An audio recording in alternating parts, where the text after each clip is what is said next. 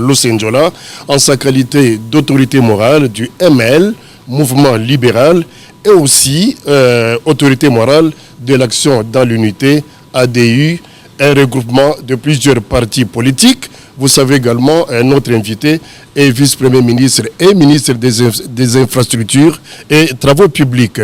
Il a certainement beaucoup de choses à nous dire ce soir sur notamment les questions politiques en République démocratique du Congo et aussi quelques questions vers la fin de cette émission liées à son secteur d'activité au sein du gouvernement. Merci, Excellence Mamina Masengo et Willy Kalenga et moi-même. Vous disons donc merci pour votre disponibilité. Nous estimons donc que la première partie de cette émission soit consacrée aux questions politiques, notamment le Front commun pour le Congo et le choix d'Emmanuel Ramazani comme candidat et président de cette structure à la présidentielle de décembre 2018. Vous êtes, monsieur le ministre, de l'opposition au sein du gouvernement, bien entendu, avec d'autres collègues, et vous avez choisi de faire route avec la majorité présidentielle au sein du FCC. Vous y avez ainsi noyé votre identité et au nom de quel intérêt, monsieur Thomas Loaka? Merci beaucoup. Merci beaucoup. Quelques petits éclaircissements avant d'aborder le sujet de fond. Je suis un ancien vice-premier ministre de la République. Actuellement, je suis un simple ministre des Infrastructures. Deuxièmement, le mouvement libéral est membre de l'AMP, la majorité présidentielle, dont nous ne faisons pas partie de ces partis politiques qui sont venus dernièrement de l'opposition pour créer les FCC. Nous sommes dans les FCC, mais au sein de la majorité présidentielle. Bien entendu. Nous avons voulu mettre en place cette structure politique qui va au-delà des convictions idéologiques des uns et des autres, parce que nous pensons que les enjeux, les défis qui attendent aujourd'hui les Congo vont au-delà des considérations idéologiques. Voilà pourquoi, sous l'inspiration du chef de l'État, a été mise en place cette méga structure politique qu'on appelle le Front commun pour le Congo. Et du coup, vous avez pris la candidature de M. Ramazani alors que vous aviez certainement d'autres choix et d'autres préférences lors des consultations. Est-ce que vous n'avez pas été contrarié à un certain moment? D'abord, je voudrais commencer par mettre un accent particulier sur la décision du chef de l'État, qui est une décision historique. Nous essayons peut-être de banaliser. C'est pour la première fois dans l'histoire de notre pays qu'un président décide de partir de son plein gré à la fin de son mandat. C'est une décision historique. Pourquoi? Parce que cela va nous permettre d'asseoir réellement ce qu'on appelle un état de droit dans notre pays. Et puis de conjurer aussi ce que j'ai toujours qualifié comme la malédiction du pouvoir dans notre pays. En fait, avant la décision du président Joseph Kabila, certains pensaient qu'être président au Congo est une mauvaise chose. Parce que lorsque nous regardons le destin des trois personnalités qui nous ont dirigés depuis l'indépendance, ça s'est terminé de manière dramatique. On commence par le premier d'entre eux, Joseph Kasavubu, mais rapidement.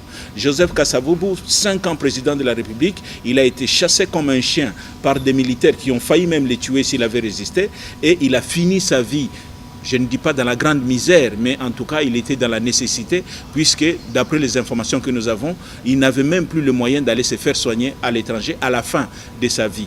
Le deuxième président que nous avons eu, c'est le maréchal Mobutu.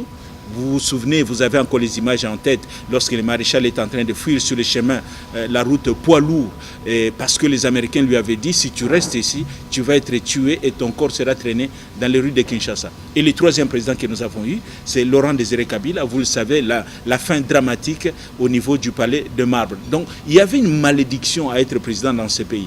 Et nous pensons qu'avec l'acte historique, les gestes historiques que le président Joseph Kabila vient de poser, nous allons conjurer cette malédiction. On peut désormais avoir des anciens présidents de la République dans notre pays comme dans les autres pays civilisés. Mais alors, vous parlez, monsieur le ministre, vous parlez du choix du président de la République en ce qui concerne M. Ramazani, et alors que toute la classe politique, du moins les membres du FCC, avaient été consultés. Nous avons été consultés. Là aussi, c'est une grande décision. Il n'y a jamais eu de consultation pour proposer un successeur au chef de l'État dans notre pays, vous le savez très bien. Donc le chef de l'État, dans un esprit démocratique, a considéré que nous avons mis en place une machine politique. et qu'il était tout à fait démocratique qu'on puisse avoir les avis des uns et des autres sur son successeur. Et il en a dressé un portrait robot. Chaque regroupement a fait des propositions. Il a demandé 4 noms à chaque regroupement. On a fait des propositions. Et à la suite de ces propositions, c'est le nom d'Emmanuel Shadari Ramazani qui est sorti. Et celui qui a été désigné pour les comptes de notre famille politique FCC. Bon, je sais, il y a des gens, certaines personnes qui s'interrogent. Est-ce que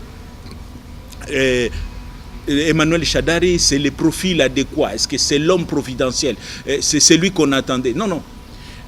En fait, c'est notre raisonnement qui est un peu biaisé, nous les Congolais. Dans certains milieux, il est minimisé. Justement, parce que nous avons une conception messianique du pouvoir. Nous attendons toujours l'homme providentiel. Hein, comme dans l'église, hein, dans le christianisme, on attend le retour du Messie. En politique aussi, on a l'impression que les Congolais attendent l'homme providentiel. Non, l'homme providentiel ne viendra pas. Emmanuel Shadari a été désigné comme le capitaine d'une équipe, le FCC. Le capitaine, c'est Emmanuel Shadari. Ça veut dire quoi concrètement? Ça veut dire qu'il ne jouera pas seul. Il y aura des gens avec lui. Et je vous ai dit, c'est une très grande plateforme. L'une des meilleures machines politiques actuellement sur la place publique, avec plus de 152 partis politiques et organisations qui sont dedans, avec des gens compétents. Tous ces gens-là vont être autour de Shadari pour pouvoir premièrement, remporter les élections et deuxièmement, pouvoir rencontrer les défis pour soulager la situation de notre population. Peut-être une dernière chose, c'est Shadari. Et pour ceux qui ne savent pas, 3 petites choses. L'engagement de Shadari vis-à-vis de la politique. On a vu, les photos commencent à apparaître maintenant.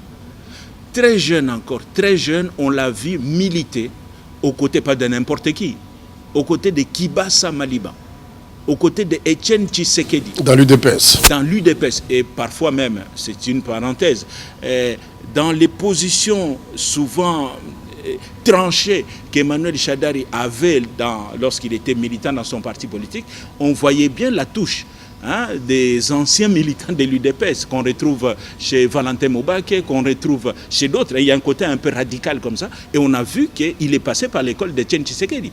C'est un cadre formé. Donc, il a commencé à s'engager dans la vie politique très, très jeune, très, très jeune. Deuxième élément, il a été vice-gouverneur, gouverneur de province. Il a été vice-premier ministre chargé de l'Intérieur.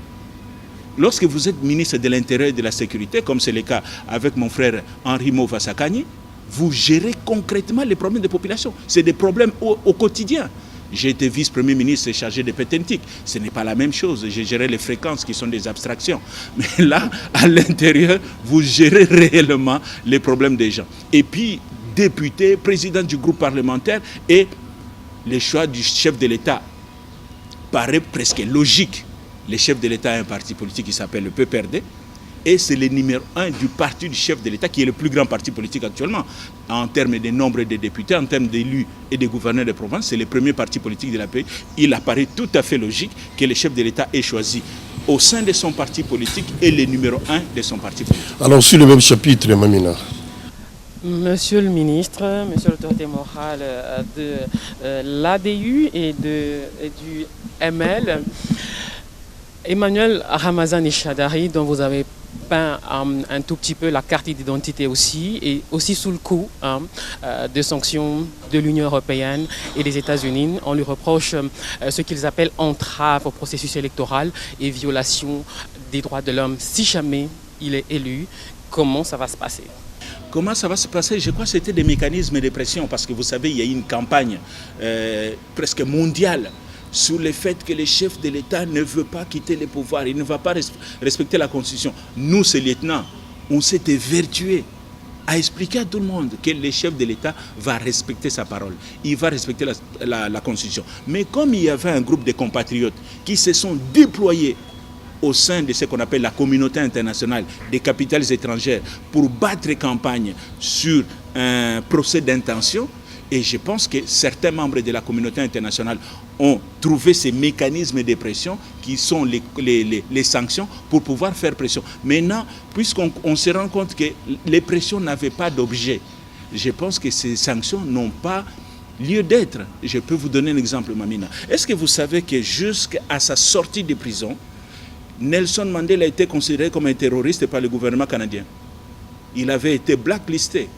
Parce que quand il avait été arrêté, le gouvernement sud-africain a convaincu certains pays du monde que Nelson Mandela était un terroriste, et cela était resté. Mais dès que Mandela est sorti de prison, le gouvernement canadien a corrigé et il est revenu à la réalité. Parce qu'entre-temps, beaucoup d'eau avait coulé sous le pont. Exactement, c'est pour ça que je dis que pour moi, les sanctions étaient un moyen de pression sur les chefs de l'État, et qu'aujourd'hui, puisque les chefs de l'État ont respecté la Constitution, ces sanctions n'ont plus lieu d'être.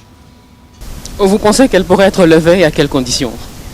La seule condition, c'était que Joseph Kabila quitte le pouvoir, selon vous? Quand on parle des droits de l'homme, quand on parle de la violation des droits de l'homme, on voit cette affaire d'assassinat des deux fonctionnaires des Nations Unies qui court encore. Ouais. Non, madame, vous savez que la question des droits de l'homme est devenue un instrument politique. C'est devenu un instrument politique. Je suis un militant des droits de l'homme.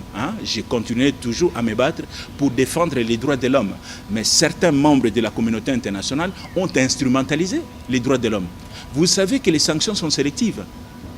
Vous savez qu'il n'y a pas très longtemps, les femmes n'avaient pas le droit de conduire en Arabie Saoudite. Ça ne choquait personne. Ça ne dérangeait personne. Et ça, c'est un exemple. Dans d'autres pays, vous savez ce qui se passe. En Irak, vous savez ce qui se passe. Mais maintenant, on considère par rapport aux pays fragiles comme nous, alors pour nous faire chanter, marcher droit, c'est une nouvelle baguette magique, les droits de l'homme.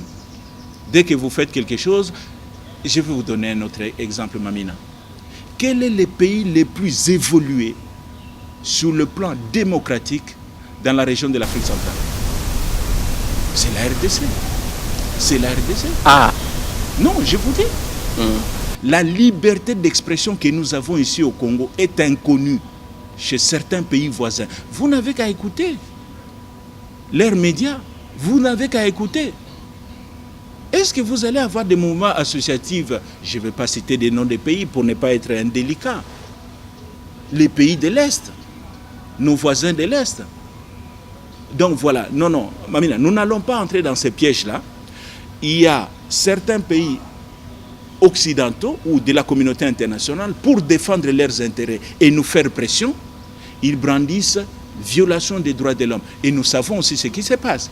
Vous savez que certains candidats aujourd'hui, en tout cas certains prétendants au fauteuil présidentiel, ont fait du lobbying à l'étranger, ont promis des choses, par exemple les codes miniers. Ils nous disent, moi si je deviens président de la République, ce que le président Kabila demande une taxe de 10%, moi je vous accorderai 3%, de 10%, 3%, c'est en termes de millions de dollars, des millions de dollars. Ces gens-là ont directement eu le soutien.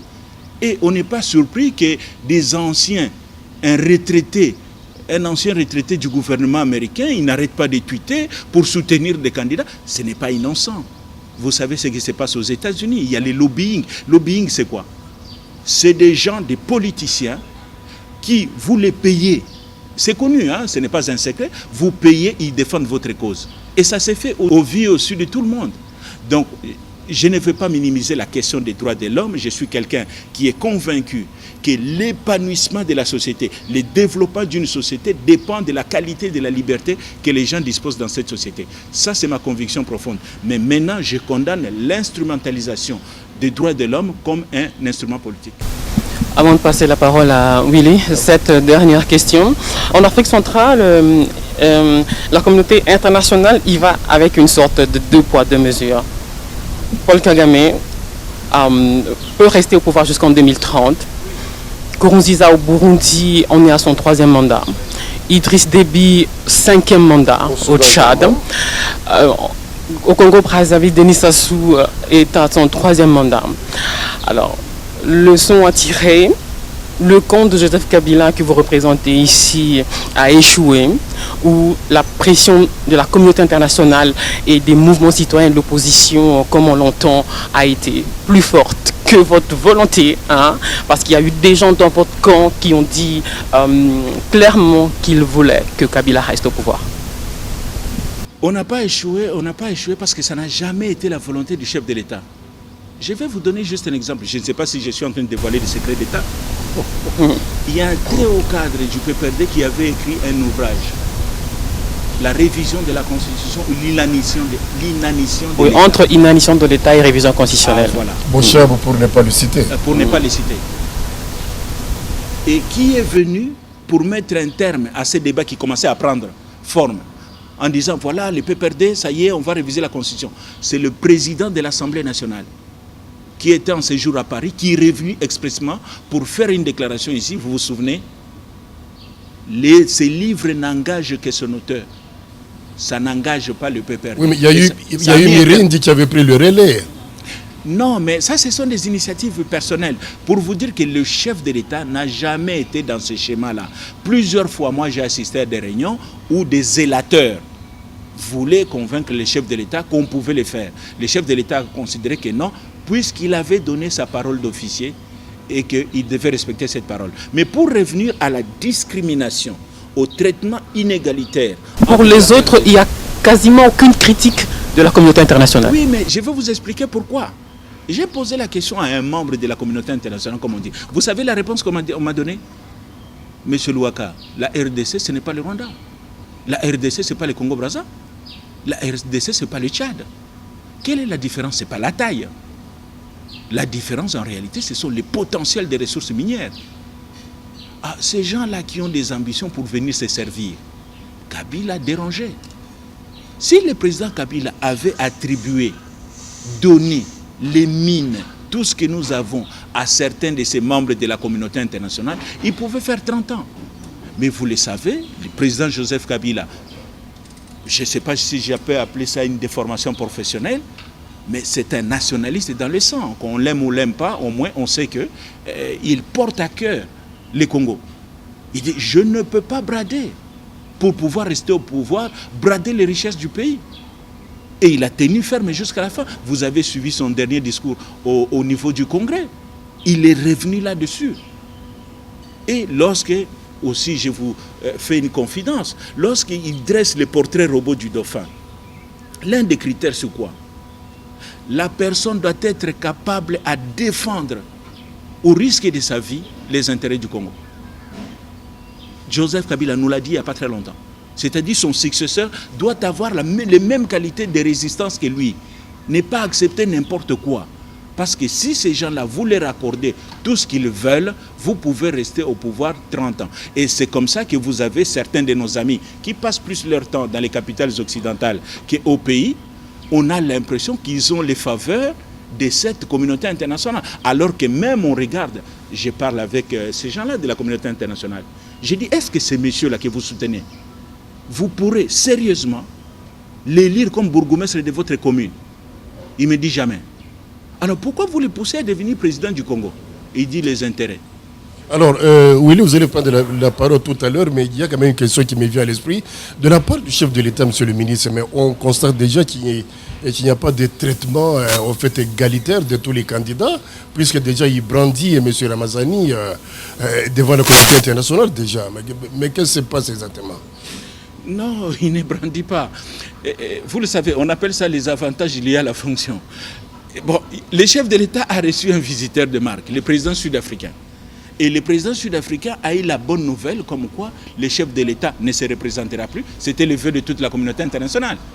Il dit, mais puisque je suis de passage à Kinshasa, est-ce qu'il n'y a pas moyen que je puisse à l'aéroport ne puisse connaître les candidats du parti majoritaire? Et c'est ce qui s'est passé. Il a vu Chadari.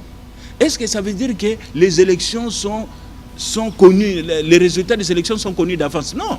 Nous allons nous battre pour que la population élise Emmanuel Chadari. Et à Windhoek? Mais à Windhoek, tout ça peut, c'est ça. On appelle ça des prises de contact, mais ça n'a pas d'importance. Le plus important, c'est notre capacité FCC à faire élire Emmanuel Chadari. Vous pouvez être reçu à Windhoek. Vous pouvez voir le président Ramaphosa à l'aéroport de Njili. Si nous n'arrivons pas à convaincre la population congolaise, ça n'aura servi à rien. Il faut dire aussi qu'il faut que Ramazani Chadari se taille une carrure internationale. Oui, mais ça va venir. Ça va venir. Il a les atouts pour ça. Et peut-être un dernier atout sur Emmanuel Chadari, puisque vous revenez là-dessus. Ce sera... Vous dites qu'il doit avoir se tailler une carrure. Mais dans l'histoire de notre pays, Emmanuel Chadari, s'il est élu président, aura un atout qu'aucun autre président avant lui n'a eu. C'est quoi? Avoir à ses côtés un homme expérimenté qui a exercé ces fonctions-là pendant 17 ans. Joseph Kabila, qui sera là comme un coach. Et ça, c'est un atout formidable pour la gestion de ces pays. Monsieur le ministre, merci de votre disponibilité, mais le FCC se comporte comme si déjà les élections avaient déjà eu lieu, nous avions déjà un président. Le FCC oublie quand même qu'en face, il y a un peuple qui se prépare à un vote sanction, parce qu'il y a quand même eu 17 ans de gouvernance et le bilan est mitigé. Aujourd'hui, l'opinion est en train de construire un doute, et d'ailleurs ça s'exprime beaucoup dans les prises de position de plusieurs autres concurrents à cette présidentielle, que cette élection ne sera pas une élection juste et équitable, parce que sitôt qu'on a choisi les dauphins, sitôt qu'on l'a mis déjà au beurre, parce que maintenant là il est dans tous les voyages importants, on construit maintenant des conditions pour éliminer les autres candidats. On sort la fameuse question de nationalité, on sort la fameuse question de mandats internationaux contre des gens qui veulent se présenter. On joue donc à l'élimination systématique de toute candidature crédible. Où est-ce que nous allons? Est-ce que vous ne pensez pas que cette attitude va diluer la valeur historique de l'acte posé par Joseph Kabila? Parce que si l'élection n'est pas crédible, n'est pas équitable, n'est pas juste, si le peuple a l'impression qu'on lui a volé son choix, c'est-à-dire il ne s'est pas décidé en toute liberté, avec toutes les possibilités, Joseph Kabila aurait fait un sacrifice pour rien. Merci beaucoup, merci beaucoup. Lorsque vous dites que l'état d'esprit du FCC est déjà à la victoire, il se comporte comme les gens qui avaient déjà gagné les élections, c'est l'influence des églises du réveil dans notre pays. Vous le savez, qu'est-ce qu'on nous enseigne dans la Bible? Lorsque vous demandez, faites comme si vous avez déjà obtenu.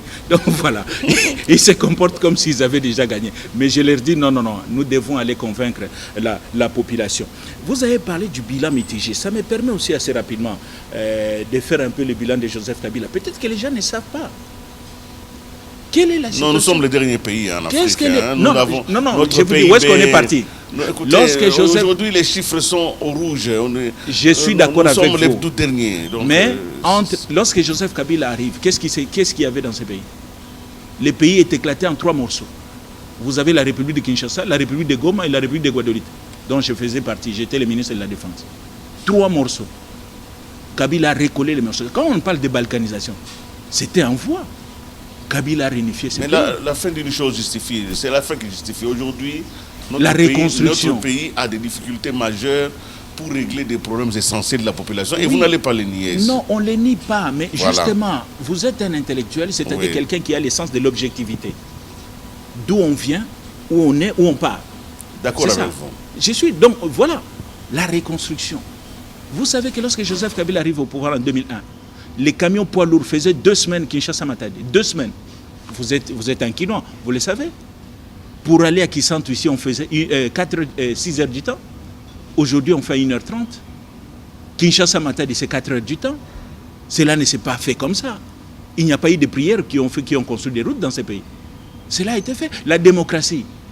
Pour la première fois, vous et moi, on a voté dans notre vie. L'âge que nous avons ici, la cinquantaine, c'était en 2006.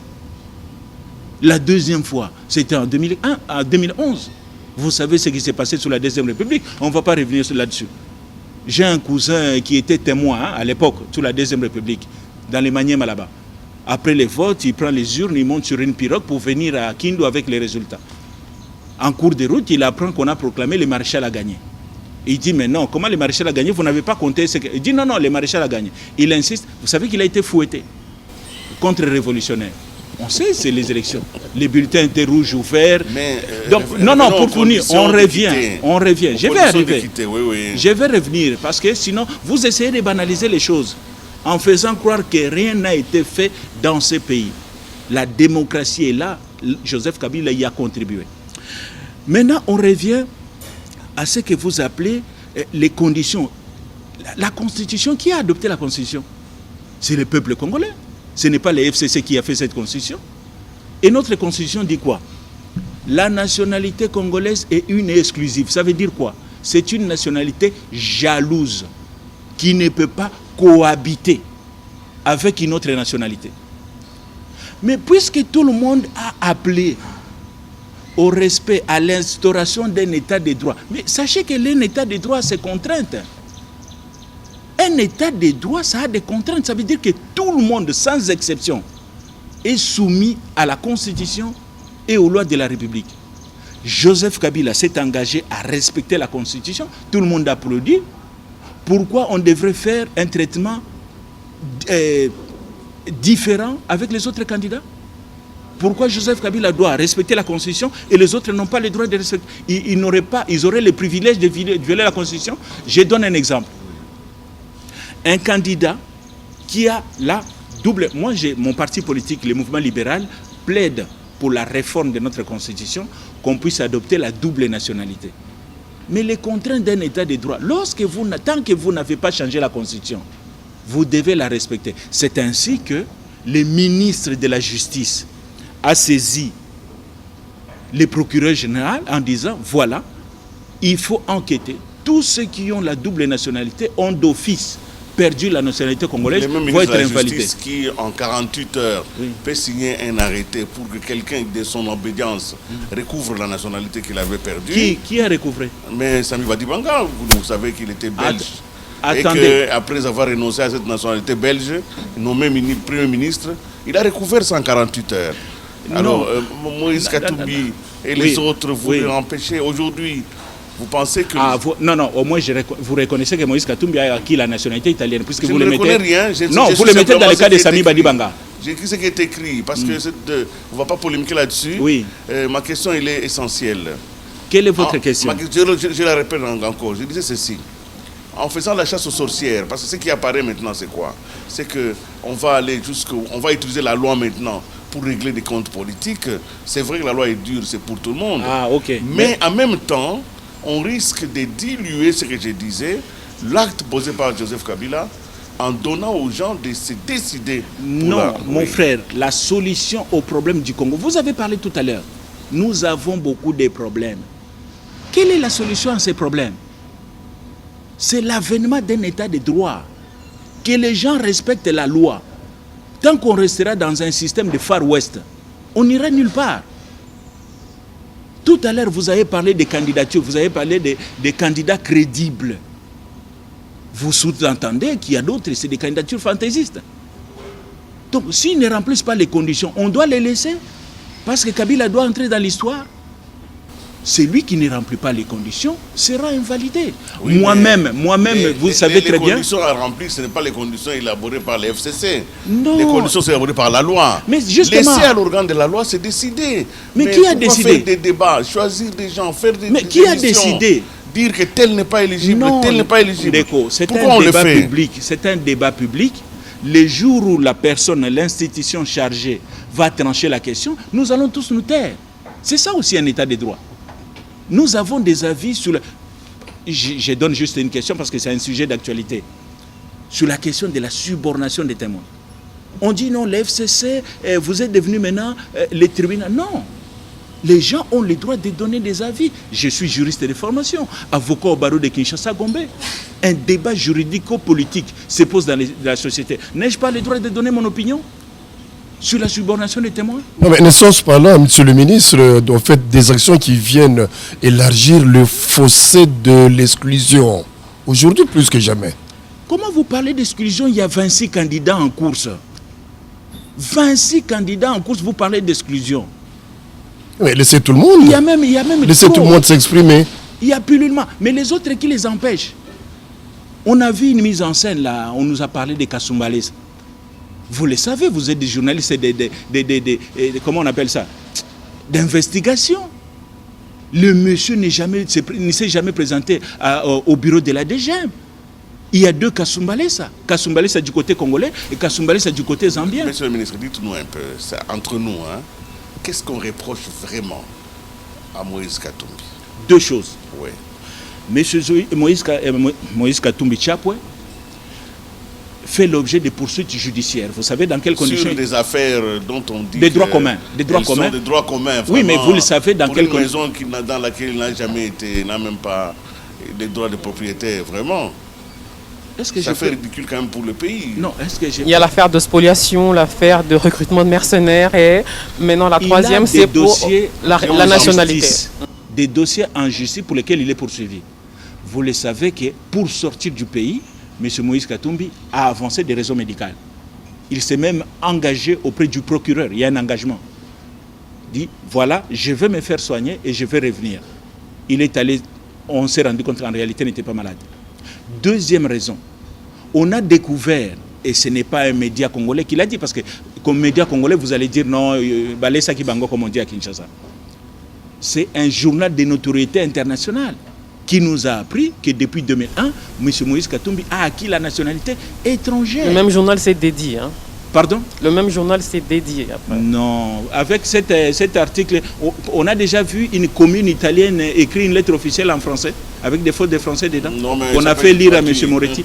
Non, on n'entre pas dans ce débat-là. On sait, on connaît un peu certaines personnes qui sont dans l'entourage. Quelle que soit l'affaire que l'on tire sur Moïse Katumbi, etc., ça n'est pas crédible. Non. Allons en politique au fond. Est-ce que c'est parce qu'on a peur de lui? On ne veut pas qu'il se présente comme candidat? Moi, je n'ai pas cette lecture-là. Je n'ai pas cette lecture-là. M. Katumbi est venu en Zambie. C'est Sonia Rollet, votre collègue, qui dit manifestement, M. Moïse Katumbi n'avait pas la volonté de rentrer au Congo. Il est venu faire un show pour faire du buzz. C'est ce qui a été écrit par une journaliste de RFI. Qui l'empêche de revenir? Voilà, on va mettre fin sur ces dossiers. Monsieur le ministre Joseph Kabila décroche et du coup salve de félicitations et même de satisfaction. Alors, est-ce que ces gestes suffisent pour aller aux élections apaisées aujourd'hui? Peut-être avant de répondre, puisqu'on a parlé de la subordination, peut-être ça va m'échapper, je voudrais quand même donner mon opinion. Et il y a un débat sur la place publique. Est-ce que la subordination des témoins est égale à la corruption? J'ai suivi madame la secrétaire générale du MLC, madame F. Bazaïba. Elle a dit non, ce n'est pas la même chose. La subordination et la corruption, ce n'est pas la même chose. Et je pense sincèrement qu'elle a raison. Bazaïba a raison, la subordination et la corruption, ce n'est pas la même chose. Pour illustrer ça, je vais vous donner un exemple. Lorsque vous allez à l'UPEN, la place UPEN, vous pouvez prendre deux chemins, la route de Delvaux ou la route de Selembao.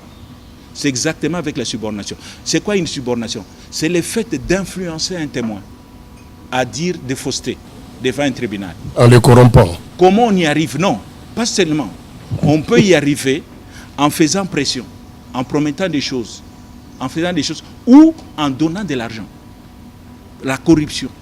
La corruption, c'est une voie d'arriver à la subordination des témoins. Et dans les procès en cours, donc, qui nous intéressent, la CPI a déclaré que le sénateur Jean-Pierre Bemba a corrompu des témoins pour arriver à la subordination. Voilà. Alors, puisqu'on parle de Jean-Pierre Bemba, si Oscar le permet, vous serez surpris si sa candidature est invalidée, parce que parmi les conditions d'inéligibilité, il n'y a pas que la double nationalité, il y a aussi le casier judiciaire. Oui. Vous serez surpris? Non, personnellement, je ne serais pas surpris. Je ne serais pas surpris parce qu'il y a quand même la loi électorale qui dit qu'il faut présenter, les candidats présidents de la République doivent présenter un casier judiciaire vierge. C'est ce qui est écrit dans la loi, vous pouvez aller vérifier. Un casier judiciaire vierge. Est-ce que le casier judiciaire que le sénateur Jean-Pierre Bemba a déposé à la CENI est-il vierge? Évidemment, parce que la subordination de témoin n'est pas dans notre code pénal et tout ça. Non, ça c'est pas reconnu comme... Alors, c'est un casier judiciaire par rapport à notre justice ou à la justice internationale? Non, ça c'est... Le casier judiciaire est extrait ici. Non, ça c'est pas un débat. Nous sommes membres de la CPI et nous avons incorporé, tous les juristes le savent, lorsque non, mais quand on va extraire le casier judiciaire ici chez nous, on demande à la CPI de venir le remplir. Est-ce que je peux m'exprimer? Je vous en prie, Excellence. Lorsque vous êtes membre d'un traité, vous avez signé un traité, la loi extérieure, la loi internationale prend corps en interne. On appelle ça la suprématie du droit international sur le droit interne. Vous avez incorporé les droits de la CPI et d'application dans notre pays. Mais la CPI avait déjà demandé qu'on extradite certaines personnes ici Nous avons dit non, on ne va pas les extrader parce que pour des intérêts nationaux, ils vont rester. Vous vous rappelez, à une époque, il y avait quelqu'un qui avait un mandat d'arrêt contre lui. Et nous n'avons pas voulu les livrer. Et qui a extradé qui? On ne l'a pas extradé. Non, mais justement, vous voulez dire qu'il y a eu discrimination. La RDC a extradé qui? La RDC a refusé d'extrader quelqu'un. Non, nous avons refusé. Qui avait un mandat. Nous avons refusé. Donc si la loi internationale a été supérieure, oui, vous n'allez pas discuter. Non, il y a des cas où on doit apprécier. On a vu ça en Côte d'Ivoire. On a vu ça en Claire, son casier judiciaire est vide. Si on s'en tient à ce qui est dit ici. Non, s'il est vide, on va valider la candidature. Je ne suis pas la CENI, je ne suis pas la Cour constitutionnelle. Je vous donne des avis techniques, juridiques. La Constitution dit que la loi dit que le casier judiciaire doit être vierge. La loi dit que celui qui a été condamné pour corruption ne peut pas être candidat. Laissez les dossiers à la CENI, à la CPI et à la Cour constitutionnelle. Alors, on ne peut pas poser cette question. Je vous en prie. Vous avez été très proche de Jean-Pierre Bemba pendant longtemps. Il est venu dernièrement à Kinshasa. Est-ce que vous l'avez rencontré, cherche à le rencontrer? Ok, c'est la question que j'allais poser. En fait, quel est l'état de vos relations aujourd'hui avec Jean-Pierre Bemba? Une question. Ouais. Parmi les gens qui ont témoigné pour Jean-Pierre Bemba à la CPI, on vous cite. Vous êtes un témoin à décharge. Je suis allé, j'ai pris le risque. Oui. Parce que à la CPI, lorsque vous allez témoigner, il y a une infraction qu'on appelle l'auto-incrimination. Ce n'est pas une infraction, c'est un mécanisme. Moi, j'ai été acteur en Centrafrique pendant les opérations. J'étais là-bas. Donc c'est vous qui devez être donc, lorsque Jean-Pierre Bemba m'appelle, on cherchait le chef hiérarchique. Lorsque le sénateur Jean-Pierre Bemba m'appelle aller l'aider à la CPI, je suis allé à mes risques et périls. Et la CPI, justement, pour essayer d'être juste, ils m'ont dit, vous venez ici, mais puisque vous êtes personnellement impliqué dans cette affaire, dans vos propos, nous pourrons vous arrêter. Est-ce que vous prenez le risque? J'ai dit oui, je prends le risque. Et on m'a commis d'office un avocat qui de temps en temps me disait il faut dire ça, il ne faut pas dire. Donc c'était un risque important que j'ai pris pour le sénateur Jean-Pierre Bemba. Pendant une semaine, je l'ai défendu. Je l'ai défendu pendant une semaine et j'ai prié parce qu'il était innocent qu'il soit libéré dans cette affaire. Et Dieu merci, il a été libéré. Quel est l'état de nos relations aujourd'hui? On n'a plus de relations. On avait des relations politiques, on a eu des divergences d'appréciation, des divergences d'analyse politique. J'ai continué à faire mon chemin, il continue à faire son chemin, mais sans acrimonie. Vous ne vous êtes pas vu quand il est venu non. appeler au téléphone? Non, on ne s'est pas vu, il n'y a pas eu de contact. À ce point. Il n'y a pas eu de contact. Peut-être que les gens ne savent pas mon parcours. Les gens m'ont découvert. Ça ne m'a pas gêné. J'ai toujours gardé de très bonnes relations avec les anciens camarades. À titre de rappel, j'ai été au RCD avec les Roubero et tout. Et quand ça n'allait pas, je n'étais plus d'accord avec la pesanteur de l'allié rwandais, j'ai décidé de partir. Et j'ai dit au revoir aux amis. J'ai quitté le RCD. Et aujourd'hui, on est en très bon terme avec eux. On est allé créer le RCD Kisangani avec Mboussa Nyamouis, c'est le professeur Wamba. Et là aussi, on a commencé, c'est devenu le désordre. Il y a eu des affrontements armés entre nous à Bunia. J'ai dit à Mboussa Nyamouissi que moi je pars. Et puis je suis allé au MLC. Et puis au MLC, voilà, divergence d'opinion. Je suis parti. Pour dire toujours, j'ai toujours essayé de garder de très bonnes relations avec mes anciens camarades. Aujourd'hui, je n'ai pas de problèmes personnels. On ne s'est jamais disputé, on ne s'est jamais manqué de respect avec le sénateur Jean-Pierre Bemba. Alors, il nous reste encore 8 minutes, Willy. Je crois que... Oui, justement, on passe au troisième chapitre, au dernier chapitre. Les infrastructures... Une petite question, monsieur le ministre. Okay. S'il y a un bilan difficile à présenter, c'est l'état de nos infrastructures aujourd'hui. On vous voit en grande itinérance, on vous voit partout, on vous voit... De quoi êtes-vous fier dans votre secteur? Qu'est-ce que vous pouvez mettre sur la balance en disant, c'est vrai qu'on n'a pas tout fait, mais pour ça au moins je suis fier? De manière à rappeler quand même aux gens ce que l'on peut mettre sur la balance. C'est difficile, vous savez, des grands projets d'infrastructure, ce sont des années pluriannuelles. Ça prend du temps. J'ai trouvé certains projets en cours que j'ai achevés. J'ai lancé certains projets, quel d'autres viendra à achever. Donc aujourd'hui, s'enorgueillir d'un projet particulier, c'est difficile. Par exemple, je peux vous dire que vous savez qu'aujourd'hui, quelqu'un peut prendre une voiture et partir de Kasindi. Kasindi, c'est la frontière ougandaise. En véhicule, vous allez à Beni, Beni, Mambasa, Kisangani, et Kisangani, vous allez à Banali, à Buta, Buta jusqu'à la frontière de la Mongala. Vous pouvez partir en voiture de la limite, la frontière centrafricaine, Zongo, Gemena, Akula, en très peu de temps. Cette route-là était impraticable.